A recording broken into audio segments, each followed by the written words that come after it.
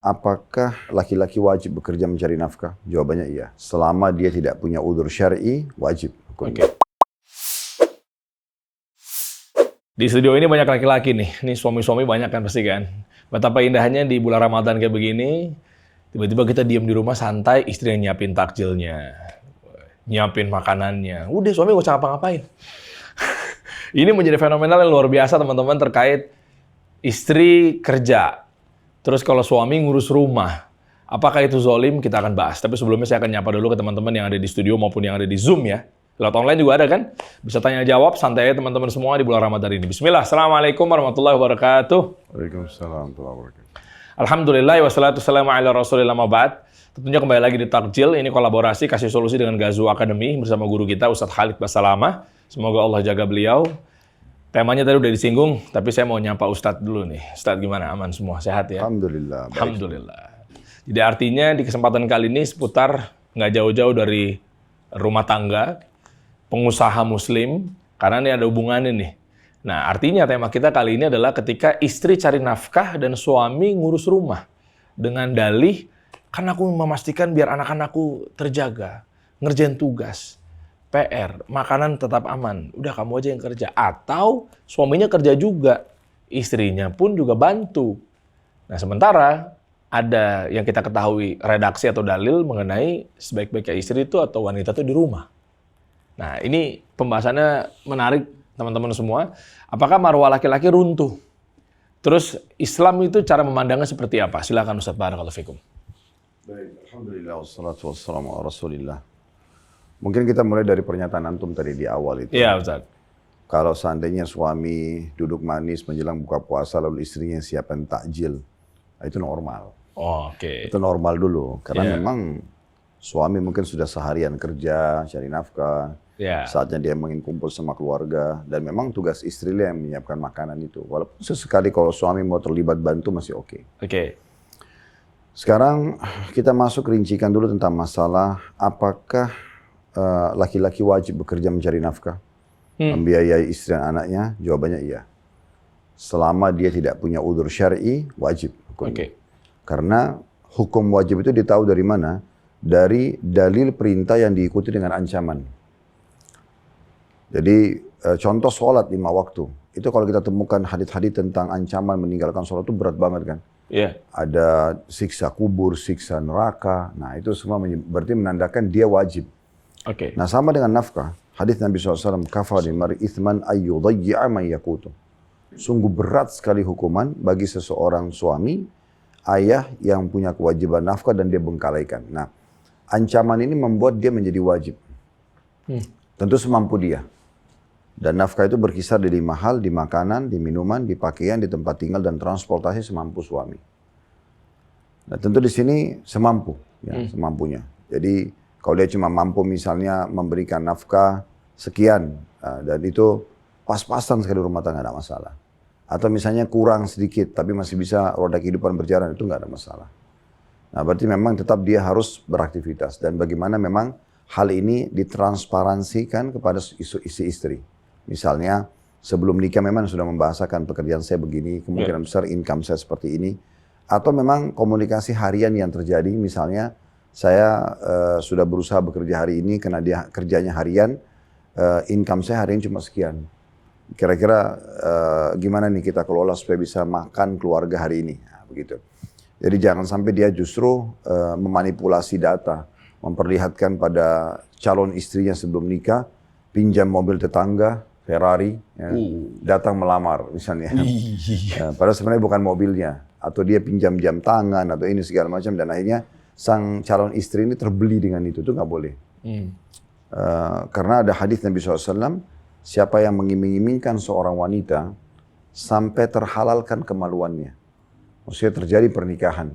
Dia udah bisa gauli karena sudah jadi status istrinya. Sementara dia berbohong. Dia mengiming tapi dia tidak memberikan itu. Dari penampilannya, dari janji-janjinya dan segala macam. Maka dia akan bertemu dengan Allah dalam kondisi statusnya sebagai pezina. Walaupun dia sebenarnya satu suami resmi di dunia. Istri mungkin tanya, mana kok dulu kamu pakai Ferrari? Mana kok dulu kamu janjikan mau ini dan itu? Tapi ternyata dia nggak kasih. Oh itu dulu saya cuma bohongin kamu misalnya, atau saya cuma dulu penampilan gini dan begitu, itu nggak bisa. Kecuali sang istri yang memaafkan, meridhoi, ya sudah. Karena dia pemilik hak, tapi kalau tidak, maka si laki-laki tadi akan bertemu dengan Allah hari kiamat, statusnya sebagai pezina. Aduh. Walaupun dia sebenarnya status suami. Nah, begitu juga dengan misalnya dia masuk ke dalam rumah tangga, dia punya badan yang sehat, tidak ada udzur untuk tidak bekerja. Ya. Kemudian dia bilang sama istrinya, udah kamu aja yang kerja deh, biar saya yang urus rumah, kayak tadi Antum bilang gitu ya. Dan nanti saya yang urus anak-anak, saya yang urus rumah, bersih-bersih dan segala macam gitu. Menjaga keamanan atau apalah dia bahasakan. Padahal sebenarnya dia punya kemampuan, cuma malas saja. Kebetulan istrinya juga wanita yang taat gitu ya. Sehingga istrinya bilang, oke lah. Dan dia juga enjoy pekerjaan di luar rumah, maka dia pergi. Maka terbalik nih, dari kewajiban dan tugas nih. Harusnya suami dari pagi keluar cari nafkah, sampai sore atau malam. Ini dibalik istrinya melakukan itu. Akhirnya terbaliklah semuanya. Ini nggak boleh, karena dia juga bengkalikan kewajiban dia. Akhirnya dia makan dari hasil keringat istrinya gitu ya.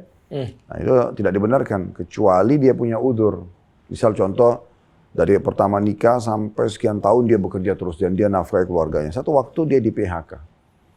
Dan dia coba untuk melamar sana sini. Sementara dia cari melamar kerja sana sini belum dapat, istrinya dapat peluang untuk kerja. Mungkin jadi tukang cuci dengan tetangga, mungkin jual-jualan online, mungkin yang lebih tinggi lagi, mungkin bergabung dengan bisnis keluarganya, dan itu sudah disepakati, itu masih oke.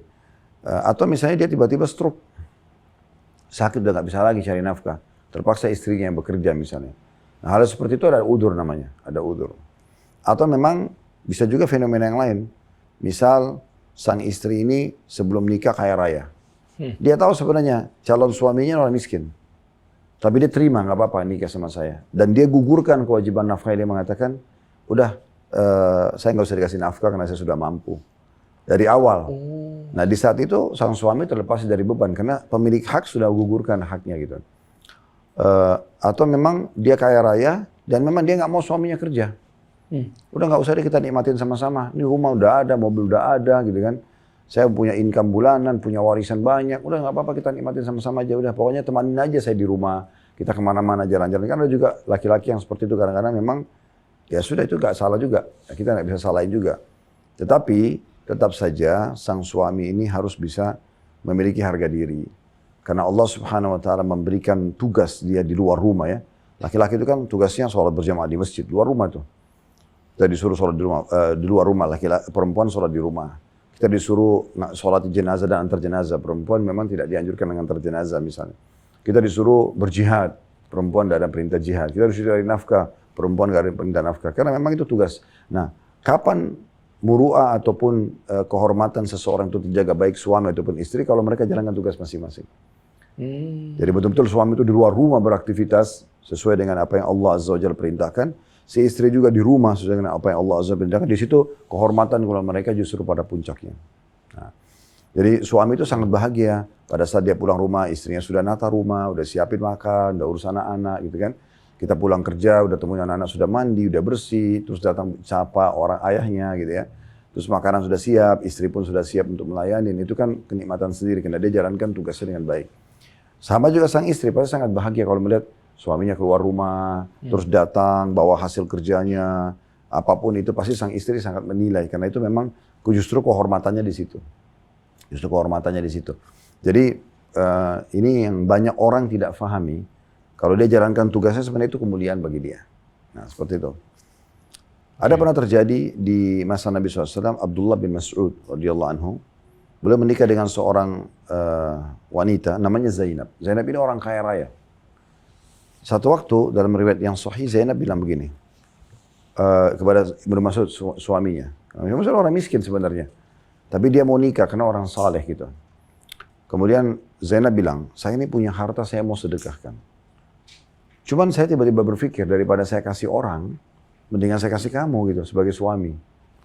Coba tanyain ke Rasulullah, boleh nggak hukumnya? Saya sedekahin ke kamu, ke suami, bukan ke orang lain. Maka Abdullah bin Mas'ud karena punya harga diri mengatakan jangan saya yang nanya, kamu aja yang nanya. Nanti kesannya kalau saya nanya, saya mau pengen harta istri gitu kan. Karena Abdullah bin Mas'ud bukan tidak bekerja, cuman ekonominya lebih rendah dari istrinya. Maka Zainab pun pergi ke rumah Nabi SAW. Kebetulan di depan rumah Nabi ada wanita namanya Zainab dari wanita Ansar, kasusnya sama. Dia kaya raya, suaminya kurang mampu. Juga sama, mau bersedekah ke suaminya boleh nggak? Nanya hukum. Nah Bilal radhiyallahu anhu waktu itu ada di rumah Nabi dan dia menjadi semacam sekretaris lah ya. Dia yang temuin tamu-tamu, terus nanti dia yang sampein ke Nabi, ya Rasulullah ada tamu fulan, ya ada tanya gini dan segala macam. Nabi mau temuin nggak gitu. Nah terus dia mengatakan ada apa? Kata kedua Zainab ini ceritanya begini. Bilal pun masuk mengatakannya, ya Rasulullah di depan pintu ada Zainab. Nabi sempat tanya, Zainab yang mana? Satu Zainab dari istrinya Abdullah bin Mas'ud, yang satu dari Ansar. Masalah nanya apa? Nanya masalah bagaimana boleh nggak mereka sedekah buat suami mereka. Ini hukum boleh nggak? Dan dapat apa kalaupun boleh? Maka kata Nabi SAW, sampaikan kepada mereka berdua bahwasanya itu boleh dan mereka akan mendapatkan dua pahala sekaligus. Pahala sedekah dan pahala silaturahimnya. Nah itu kan fenomena juga ada terjadi. Jadi dari banyak sisi nih bisa dilihat kasus ini. Intinya sebenarnya sih, kalau seseorang itu masih punya kemampuan, laki-laki, dan dia bekerja, mencari nafkah buat istrinya itu pahalanya besar sekali. Bahkan itu sangat besar pengaruhnya ya kepada kehormatan dia dan kemuliaan dia, walaupun income-nya tidak banyak. Begitu juga sang istri kalau dia jalankan tugasnya dengan baik di rumah, dia justru tidak sibuk dengan karir di luar rumah, maka dia juga akan mendatangkan kehormatan lebih dari suaminya gitu. Jadi tidak seperti yang sebagian orang persepsikan, kalau saya di rumah terus nanti suami saya nggak hormatin saya, nanti kalau suami saya meninggal saya akan makan apa. Itu semua berbicara sesuatu yang belum terjadi. Gitu kan? Dan memang dia berbicara bentrokan dengan fakta di lapangan. Saya temukan banyak sekali laki-laki yang alhamdulillah kita ketemu dari jemaah pengajian, dari orang-orang yang sukses pun secara ekonomi kan, karirnya sangat tergantung. Saya tanya pribadi gitu, pengen tahu, kira-kira harapannya itu istri di rumah atau bekerja? Seperti antum gitu. Oh di rumah Ustaz. Kayaknya di rumah. Jadi fitrah memang begitu. Kita ini pengen istri walaupun dia pintar segala macam. Sebenarnya fitrahnya kita lebih suka kalau dia itu justru ngurus rumahnya gitu kan. Karena ngurus rumah itu juga butuh keterampilan khusus gitu. Penataannya, kerapiannya, kebersihannya, keamanannya. Dia semua tahu di mana kalau suami tanya di mana charger saya, di mana ini saya, dia tahu semua tempat-tempatnya. Anak-anak tertata dengan rapi ya. Manajemen lah, makanannya, pakaiannya, sekolahnya, dan segala macam. Nah itu sama juga saya pernah dapat informasi, ada ibu-ibu yang sampaikan pertanyaan di pengajian, Ustaz, gimana saya menghadapi suami saya? Malas banget, gak mau kerja. Memang dia gak mau suami di rumah. Dia bilang, saya gak mau dia di rumah Ustaz. Jadi mungkin satu hari, 2 hari, kalau lagi liburan mungkin saya suka dia di rumah sama saya. Tapi kalau udah tiap hari sampai setahun nganggur gitu ya, saya merasa kok terganggu dengan suami seperti ini. Apa saya berdosa? Nah, gitu. Jadi memang secara fitrah pun perempuan itu nggak suka kalau laki-laki itu banyak di rumah. Ya, ada keadaan juga seperti itu ya. Ada juga memang tadi keadaan yang wanita kaya karena dia pikir semua sudah terpenuhi. Ya, yang penting ada suami di sebelahnya itu juga masih oke. Gitu. Artinya ini dari banyak sudut bisa dipandang, bisa dilihat. Masya Allah. Barakallahu fikum, jazakallah khair Ustaz.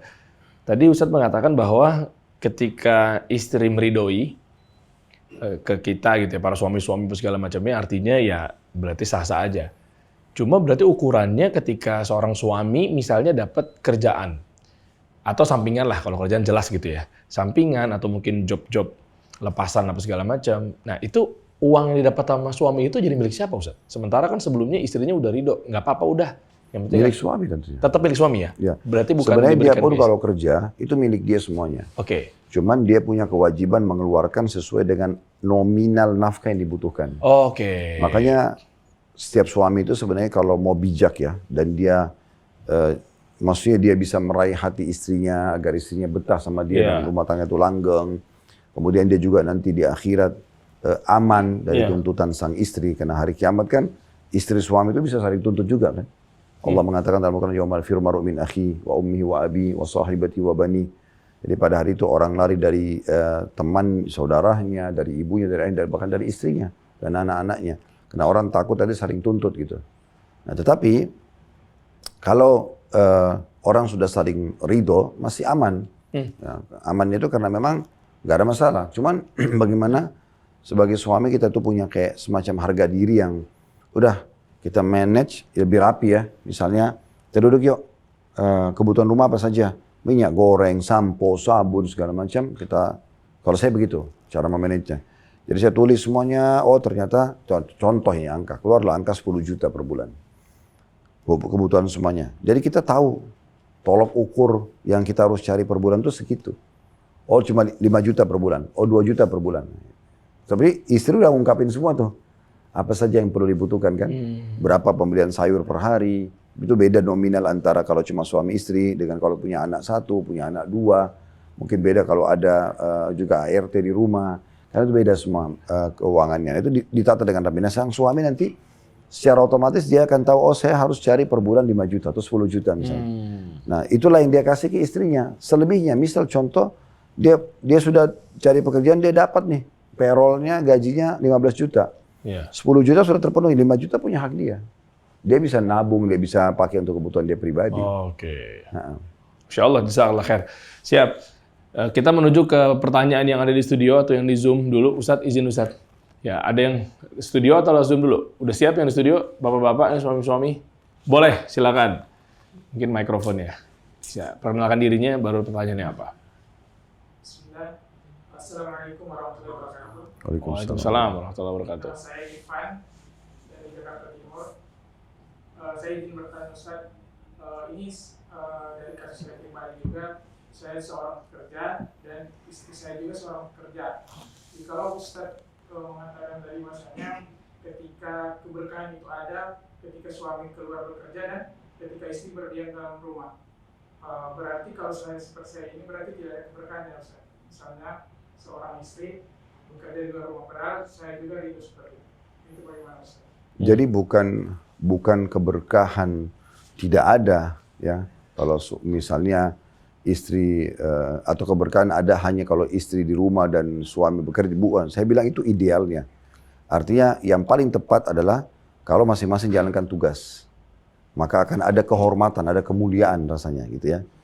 Tapi pertanyaan selanjutnya sekarang kalau gitu. Apakah boleh istri kerja? Boleh. Dalam syariat usul tidak ada masalah. Boleh nggak wanita mengejar karir? Boleh. Tapi ada batasan. Batasannya itu 2 hal paling tidak standarnya.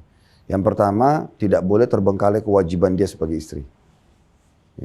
Jangan sampai karena dia kejar karirnya, kemudian terbengkalai lah. Anak selalu diurus sama ART. Nah, bagaimana caranya kita berharap kualitas pendidikan anak kita tinggi, sementara yang pegang ART. Nah, ini bukan merendahkan teman-teman ART, bukan ya. Tapi ya umumnya orang kalau jadi ART itu memang karena dia nggak punya kemampuan atau kapasitas untuk kerja di kantor misalnya. Karena kurangnya ijazah, pendidikan formal ya. Sehingga yang paling gampang ya jadi pembantu rumah tangga. Nah, maka level pendidikan juga akan setara dengan itu, otomatis kan gitu. Atau mungkin selalu anak itu akhirnya mau nggak mau dititip sama mertua. Mertua juga punya kesibukan, contohnya. Kadang-kadang ada orang nitip sama tetangganya. Contoh. Nah kita tidak tahu tetangga ini juga mungkin punya kesibukan yang lain. Kalau terjadi apa-apa, na'udzubillah, anak itu tiba-tiba lari keluar, ditabrak motor di jalan depan rumah. Atau ini dan itu, banyak sekali ya, digigit hewan, berbisa. Banyak sekali hal-hal yang itu merupakan tanggung jawab orang tua gitu. Jadi syarat pertama itu tidak boleh membengkalikan kewajiban dia. Nah mungkin kalau tips dari saya sih, contoh misalnya kayak wanita jualan online di rumahnya. Nah itu kan contoh ya. Jadi dia tuh sambil jualan, saya pernah masuk ke satu rumah bersama kakak saya kebetulan perempuan di Surabaya. Hafidahullah, jadi kemudian saya ke rumah temannya tuh jualan busana muslim, penuh di rumahnya itu banyak. Waktu itu saya juga pengen beli buat anak-anak kebetulan. Jadi beliau tuh jualan di rumah saja. Tapi banyak barang-barang dagangannya dia. Orang-orang situ sudah tahu. Dia juga mengirim dengan kurir-kurir ke toko-toko. Gitu kan. Itu contoh-contohnya, salah satu contoh. Atau mungkin ada orang, dia menulis buku. Kan. Karya ilmiah gitu kan. Apa aja, mungkin masalah resep makanan, mungkin masalah pendidikan anak, pengalaman pribadi dan gitu-gitulah. Nah itu juga di antara hal yang memudahkan itu ya. Karena keluar dari rumah ini bagi wanita itu betul-betul memakan waktu. Kita bisa bayangkan kalau kita laki-laki dah. Nah, kalau kita bicara di Jakarta, jangankan kita bicara transportasi umum, transport pribadi aja kadang-kadang masih menghambat gitu ya. Kalau umum itu kayak orang naik kereta, desak-desakan, gitu kan. Kalau zaman dulu mungkin ada bus gitu ya. Iya. Tuh desak-desakan laki-laki perempuan tersentuh tubuhnya dengan tubuh orang yang bukan mahram gitu-gitu ya. Itu kan resiko-resikonya besar banget itu ya. Belum lagi kalau dia harus datang ke kantor, resiko teman-teman kantornya yang begitu banyak yang mungkin mendatangkan fitnah. Ya, kadang-kadang di beberapa kantor itu mungkin divisi ini cuma 2-3 orang tugasnya. Istri kita sendirian, temannya 2 orang laki-laki. Atau dia sama atasannya berdua karena dia jadi sekretaris. Di mana kita mau amankan dia dari gangguan? Sementara Nabi SAW mengatakan kalau laki-laki dan perempuan berdua maka yang ketiganya syaitan. Itu perkataan Nabi sudah. Dan subhanallah wanita itu walaupun paras wajahnya biasa atau posturnya biasa, tapi syaitan bisa menghiasi bagi laki-laki di hadapan dia yang punya ketertarikan. Ada saja caranya gitu. Subhanallah. Nah resiko-resiko ini kan berbahaya sekali. Resiko ini berbahaya sekali. Jadi makanya jangan sampai terbengkalai kewajiban dia. Kalau itu terpenuhi yang pertama, misalnya jam kerjanya teratur. Bukan masalah tidak cukup suami ridho, tapi harus aman dari sisi ini gitu. Sehingga di rumah itu jangan orang lain semua yang urus. Atau antum pulang rumah berantakan, makanan ya coba setiap hari cuma beli dari luar gitu kan. Makan, enggak kebersamaan enggak ada. Karena kita nggak rasain tangan istri yang nyiapin makan, itu kan ada kenikmatan tersendiri ya, menatanya. Yang ada cuman, ya udah janjian di restoran sana, habis itu makan di sini. Yang penting hari ini nggak lapar lah. Seperti itu karena dua-duanya mengejar karir, nah itu jadi masalah itu. Ya. Jadi ada suasana yang sebenarnya orang semua rindukan kalau rumah tangga itu duduk bersama. Tadi saya bilang idealnya kan suami cari nafkah, pulang, istri sudah di rumah, udah nata segala macam. Terlebih lagi memang Allah Subhanahu wa taala secara kejiwaan ya menjadikan kita laki-laki ini sebagai pemberi nafkah. Itu Allah bekali loh. Allah bekali kita dengan ada perasaan puas kita. Misalnya kayak antum kasih uang bulanan istri ini uang bulanan ya.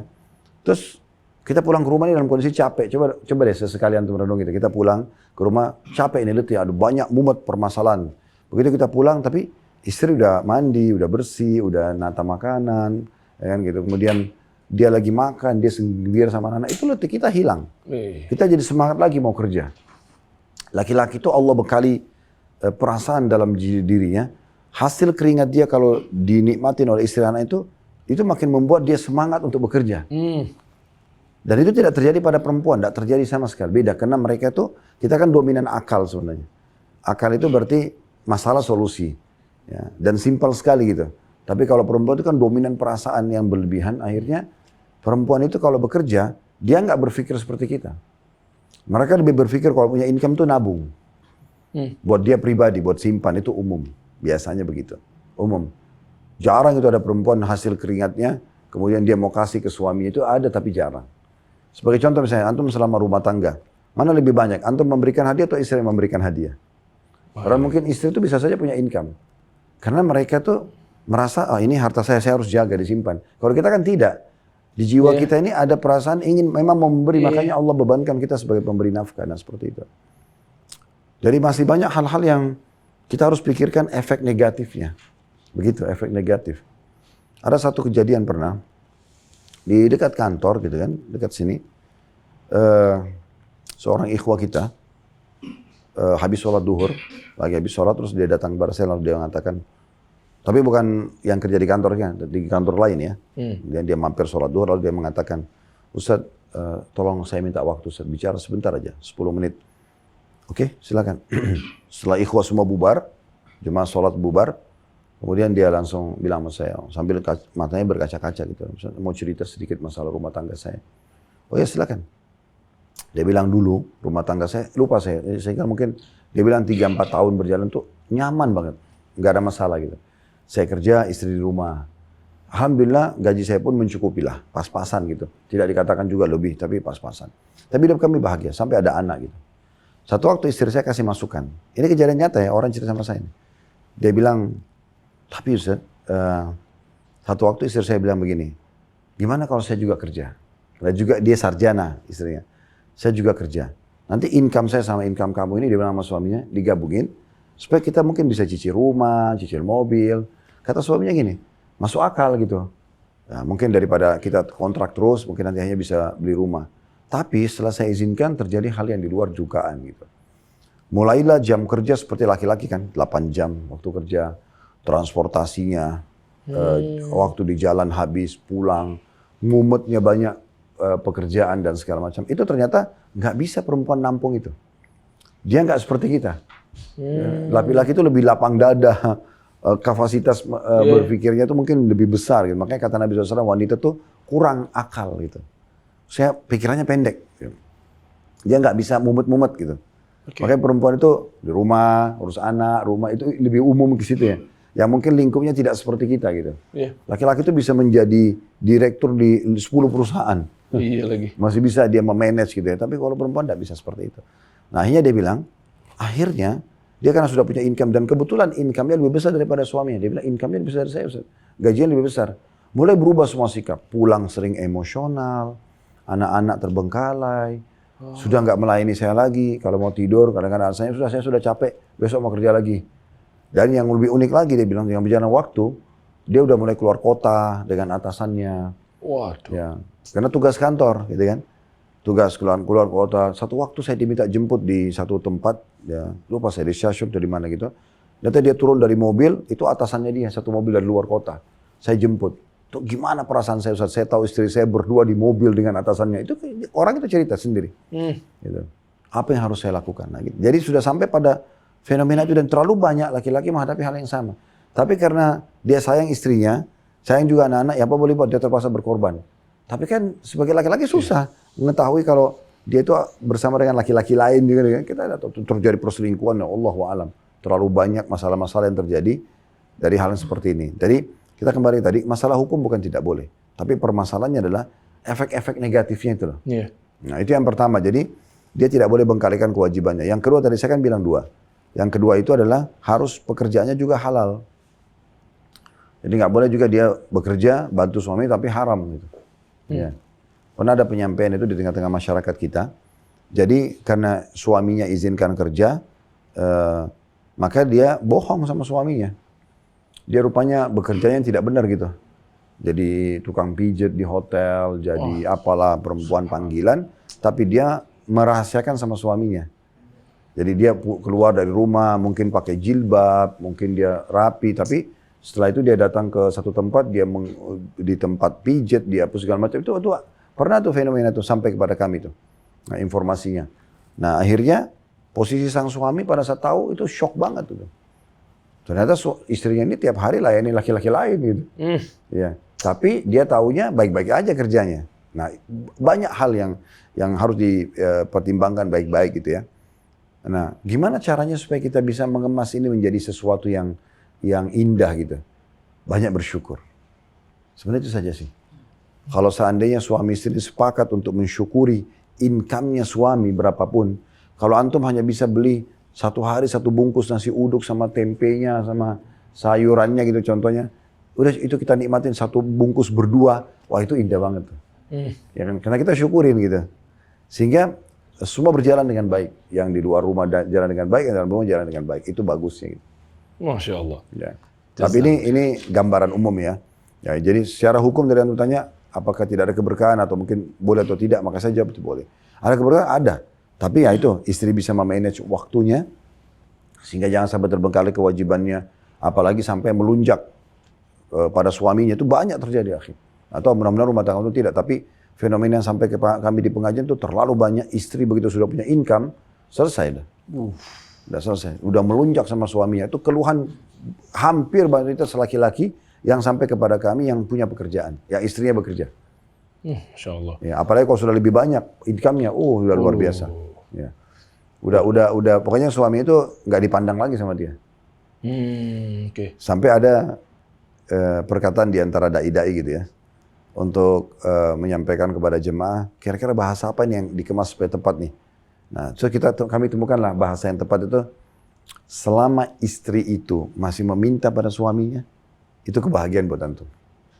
Justru itu ya? Ya, justru kalau dia bilang, tolong beliin saya ini, bantu saya ini, itu antum mulia tuh. Oh, karena kita posisinya lebih tinggi. Bukan masalah posisi lebih tinggi, berarti dia betul-betul hanya butuh antum. Oke. Dia selama dia masih merasa butuh, maka dia akan melayani, dia akan memenuhi kebutuhan gitu ya. Nah, jadi kalau dia sudah punya income, dia udah nggak butuh minta, ini dia bisa mengambil keputusan semaunya. Bisa nyetir lah, simpelnya begitu. Iya, ya. Dan akhirnya banyak laki-laki karena income-nya suami istrinya lebih tinggi atau apa ya, kecuali wanita yang beriman Iya. ya. Ya udah, suaminya sudah kayak pegawainya aja udah. Ya, aduh. Diperintah-perintah gitu ya. Iya. Saya pernah menghadapi itu ada keluarga, jadi istrinya yang kerja, suaminya di rumah. Kalau kita ke rumahnya tuh, pas bel buka pintu suaminya lagi pegang kain pel sama sapu. Sama kain lap di pundaknya gitu. Oke. Sementara istrinya itu pakai baju kantor. Ya, pergi kantor dari pagi.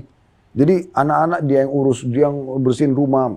Memang mereka tidak ada ART waktu itu ya. Tapi saya melihat, wah ini kok kebalik ya gitu. Bukan berarti suaminya nggak boleh bantu, tapi kan di waktu-waktu dia lowong.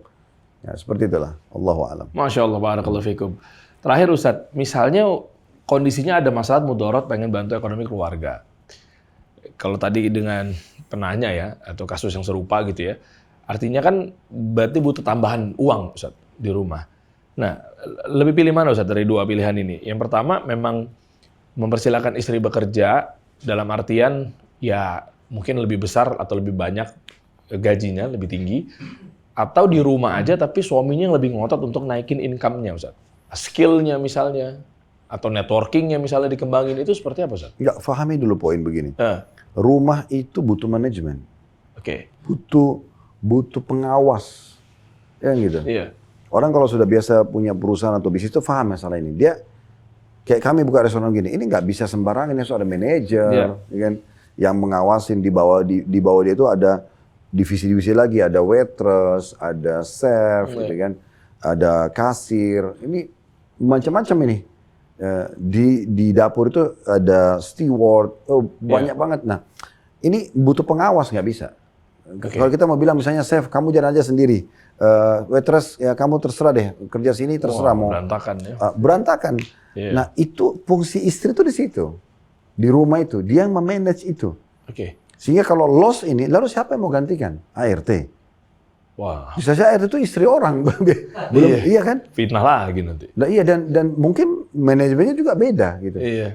Harapan sang suaminya dia mungkin beda dengan harapan kita. Atau dia masih gadis nggak paham apa-apa. Iya. Nah gitu. Jadi loss-nya manajernya tanda kutip sini rumah ini jadi masalah ini. Oke. Iya. Makanya kita harus paham rumah tangga itu butuh seorang pengawas di situ. Itulah fungsi istri. Nah, suami memang di atasnya pemimpin. Nah, kalau ini wakilnya atau ini yang mungkin akan menjadi pengawasnya. Jadi dia memberikan income. Ya ini bagaimana makanan ditata, bagaimana pakaian, bagaimana ranjang dan segala macam lah itu butuh di manage. Masya Allah. Berarti artinya Saya kadang-kadang itu sedih juga melihat masuk di rumah beberapa orang ikhwah gitu ya. Pada saat masuk ke rumah, ya karena itu masing-masing sibuk dengan pekerjaan. Jadi kita masuk ke rumah itu kita sudah nggak tahu ini ruang tamu atau gudang gitu. Iya. Ya, karena berantakan banget itu. Jadi hampir semua sudut rumahnya itu berantakan. Ya ruang tamu, ya dipersilakan makan di rumah makan itu penuh barang-barang numpuk sana sini karena nggak di manage itu. Apa yang membuat hotel itu punya daya beli? Kenapa orang mau nginap di hotel? Di Jakarta ini, kalau kita lihat weekend itu yang banyak penghuni hotel itu orang Jakarta. Orang Jakarta juga. Oke. Kalau ada hotel baru diresmikan, berbondong-bondong tuh. Bogor, di Sentul, di mana gitu. Kenapa orang ke hotel? Apa yang mereka beli? Suasana baru. Suasananya. Iya. Suasananya. Makanya saya bilang, kenapa kita nggak copy paste suasana hotel di rumah kita? Sebenarnya kan bisa. Nah itu butuh istri. Butuh dia gitu. Jadi istri itu justru disekolahkan kalau perlu untuk tata boga lah ya. Iya. Ya. Jadi dia betul-betul memanage. Saya sampai pernah dudukin istri saya. Apa bedanya? Saya jelaskan. Apa bedanya restoran sama dapur? Sama dapur rumah kita, sama rumah kita. Dia diam terus. Bedanya itu adalah bukan sebenarnya cita rasa. Kadang-kadang pernah dengar nggak kalau restoran itu, ini masakan rumah, orang lebih banyak suka. Tahu. Iya. Nah, kenapa? Karena memang sebenarnya tes rumah itu lebih enak. Biasanya begitu ya. Cuma bedanya apa sama restoran? Penataannya, manage.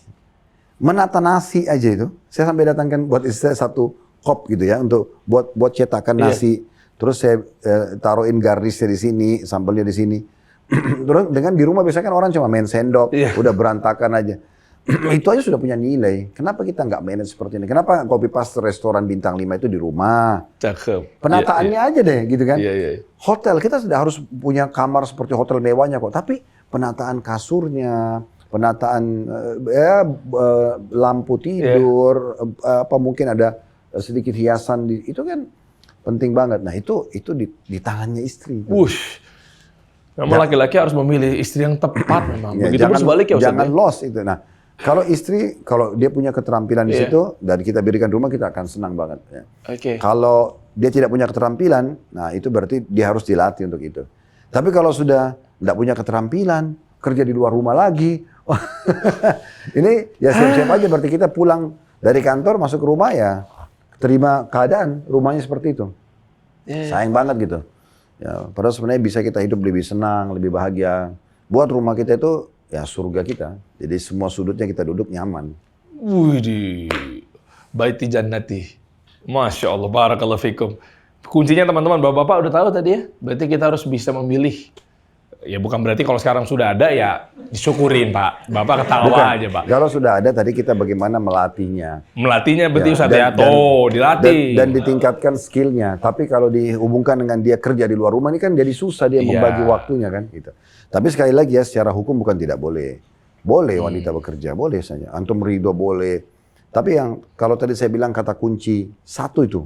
Kita pintar bersyukur, pandai bersyukur itu akan aman sebenarnya. Permasalahannya kadang-kadang kita ini manusia tamak gitu. Tuh, Tamak Pak. ini, tamaknya ini kata Nabi SAW kan begitu. Manusia itu tidak, kalau dia memiliki satu gunung, emas dia mau punya 2 gunung. Iya. Tidak akan puas sampai tanah kuburan masuk ke mulutnya. Ya, maksudnya di sini Nabi SAW memberikan satu warning, peringatan. Coba deh, apa yang ada disyukuri. Itu nikmat banget tuh. Kalau misalnya kita cuma punya satu kue itu kemudian, ya, cuma itu yang kita punya. Lalu kita bagi 2 suap-suapan sama istri. Kan nyaman banget itu ya. Contohnya, Masya Allah. daripada meja penuh tapi kita makanya jauh-jauhan. Mendingan romantis. Atau istri makan duluan, suaminya sudah pulang makan, sudah makan di luar, wah itu beda banget. Nah sebenarnya itu tentang masalah memanage aja. Jadi harus pintar ngelatih Pak. Ya kan? Tapi kalau dilatih tapi nggak beres-beres, apakah kita harus datangin pelatih barunya? Apa gimana, Ustaz? Buat ngelatih. Ya kan? Ini pelatih baru tanda kutip. Pelatih baru. Buat teman ngaji, Oh, teman teman ke ngaji mall. beda. Bener nggak, Ustaz? Kalau pelatih tinggal ikutin di lembaga pelatihan. Ya, kan Atau harus mungkin- keluar, Ustaz. Mesti di rumah Enggak, aja. walaupun di rumah bisa dipanggil gitu ya. Antum nyetir ke sana tuh berani nggak? Nyindir-nyindir tapi kita yang kayak sayur ya. Takut ya. Tapi sebenarnya kuncinya begini Ustaz. Yang namanya laki-laki memang kita harus pinter memilih pasangan atau perempuan. Perempuan pun sebaliknya. Jangan sampai akhirnya tanda kutip ketipu di kemudian hari kan milih laki-laki. Sebenarnya ada satu wadah. Tuh, clue saya tuh. Ada satu wadah yang memang bisa mempertemukan antara kedua insan manusia. Namanya juga wadah, ya mawadah namanya. Jadi artinya di sini benar-benar sudah diseleksi betul-betul, dikurasi secara kuratif teman-teman. Yang namanya laki-laki kalau ingin, ya insya Allah mungkin yang jomblo-jomblo mendapatkan istri, cari deh, buka aja di websitenya Mawaddah. Begitupun sebaliknya ya, perempuan juga bisa ngelihat. Nanti di-matchingin tuh di situ. Bahkan nanti Ustaz bisa sampaikan juga, bisa jelaskan kenapa saya lempar lagi ke beliau, karena beliau yang membina. Beliau itu yang tanda kutip pemiliknya lah, bertanggung jawab dalam hal ini di Mawaddah. Jadi kalau ingin menikah dan dengan proses yang rapi, sesuai dengan syariat, baik itu monogami maupun poligami, nah, clue-nya di situ tuh. Mawaddah Indonesia siap menemani. Ya ini sebentar nih, ini tim kreatif saya kok ada tambahan ini ya, perasaan yang kemarin nggak ada tambahan kayak begini nih. Emang Anda memperkeruh suasana ya? Kok tiba-tiba ada fitur ini loh Ustadz? Emang ada di sana? Karena tinggal itu yang antum belum bahas. Tiba-tiba ada ini loh tambahannya loh ya. Ada monogami, poligami, siap. Memang keterangannya di situ, ya nggak harus yang untuk poligami aja ya. Monogami juga dalam artian bisa kayak semacam mungkin dikelompokkan lah. Atau mungkin dikasih keterangan nih Ustadz ya. Wanita yang sudah siap di poligami. Bukan. Jadi di Mawaddah itu, untuk akhwatnya di website kami itu, kan ta'aruf islami. Ya, sama wedding organizer syar'i. Jadi untuk akhwat setelah biodata semuanya lengkap diisi sama dia, yang umumnya orang kalau pertama kenal itu kan nanya nama orang tua, berapa bersaudara, dari suku mana gitu kan, segala macam itu sudah dituangkan semua di poin-poin di Mawaddah itu. Dan nanti untuk perempuan ada di bawah itu ada kolom kecil itu dia cetang gitu. Itu monogami atau poligami. Hadiahnya. Karena memang ada juga mungkin maaf dia dalam kondisi janda, dia nggak apa-apa monogami atau poligami, dia masih oke aja. Nah itu biasanya dicetang sama dia dua-dua tuh. Artinya dia mana aja yang kira-kira dimudahkan Allah. Ada juga memang orang yang memang dia mau monogami aja. Ada orang mau poligami, gitu-gitulah. Tapi itu untuk akhwatnya. Jadi nanti sistemnya tuh kalau memang orientasinya laki-lakinya pengen berpoligami, nanti sistemnya atau AI-nya atau IT-nya itu akan mempertemukan. Keren, betul. Betul. Apalagi dengan ada AI sekarang ini lebih mudah. Gitu. Iya. Jadi memang kita, ada persentase pendekatan penilaian. Dia kalau misalnya hobi, tinggi badan, suku segala macam, kita pertemukan antara ikhwat sama ini kok kayak agak connect, persentase itu di atas 70%. Nah nanti kita akan buka di satu room, window gitu di website kami itu komunikasi, tapi diawasi oleh staff. Iya. Itu hanya bisa 11 pertanyaan, ngerucut kepada pernikahan. Jadi nggak nanya lagi hobi kamu apa, namanya siapa, nggak ada lagi. Jadi sudah langsung, gimana kalau jadi istri? Kira-kira saya mah pengen punya anak banyak, kamu setuju nggak? Gitu kan?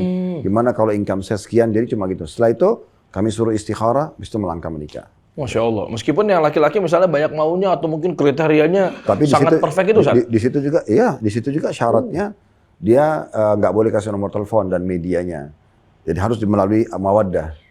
Oh, nggak boleh WhatsAppan di luar itu? Nggak bisa. Nanti kalau mereka sudah istikharah, mereka rasa cocok, maka kita akan arahkan si laki-laki ini kepada walinya si akhwat. Nah, kemudian terjadilah komunikasi mereka, nazar syar'i dan selanjutnya. Setelah itu kita lepaskan gitu. Jadi boleh. Dan di sini tidak bisa juga di mawaddah itu, misalnya saya ini taunya ini biro jodoh syar'i. Berarti saya mau sortir deh akhwat mana, pilih-pilih fotonya, nggak ada. Jadi biodata akhwat itu semua kita blurkan fotonya. Karena yang penting itu adalah biografinya kan, itu yang penting aja. Udah. Sebenarnya kalau tinggi badan, warna kulit, rambut, misalnya itu kriteria kita sudah isi semua di mawaddah, dia harus isi. Jadi dia sudah punya gambaran sebenarnya. Kalau ada yang berbohong gimana? Umumnya sih tidak ya. Enggak ya? Iya. Kalau dia berbohong, misalnya dia tulis tingginya 170, nanti 140, kan ketahuan nanti. Ketahuan ya. Contoh kan. Ketahuan.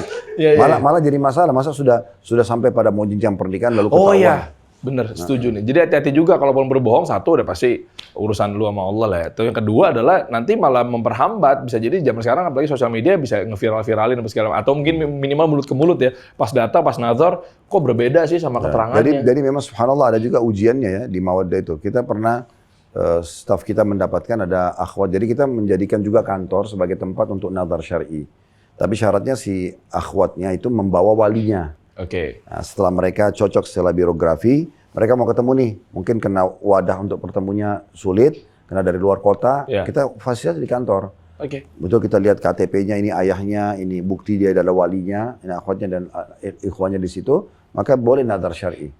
Bahkan kita buka pernah ada ta'aruf offline. Itu langsung ada walinya, dan kalau yang mau menikah kita permudah untuk itu. Jadi kita mudahkan gitu. Di mawaddah cukup banyak program. Insya Allah kedepannya kita ada program nikah massal. Kita mudahkan pernikahan gitu ya. Jadi kita yang mawaddah yang mencari donatur untuk membiayai pernikahan itu. Jadi memang kita sudah kerjasama sama KUA.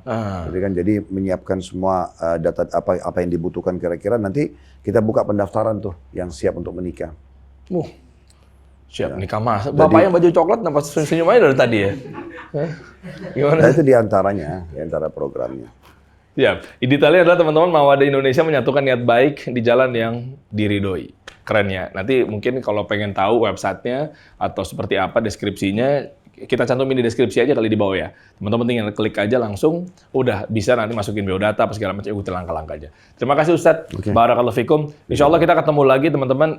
Program Takjil kali ini adalah memang tayang setiap hari di bulan Ramadan. Jam 4 sore waktu Indonesia bagian Barat. Dan banyak sekali episode-episode sudah tayang juga kemarin-kemarin ya. Cek aja di playlistnya di Kasih Solusi, karena ini kolaborasi antara Kasih Solusi dengan Gasu Academy. Terima kasih teman-teman yang hadir di studio maupun yang ada di Zoom. Insya Allah kita ketemu lagi ya. Kita tutup dengan doa kafaratul majlis. Subhanakallahumma wa bihamdika. Asyhadu an la ilaha illa anta astaghfiruka wa atubu ilaik. Assalamualaikum warahmatullahi wabarakatuh.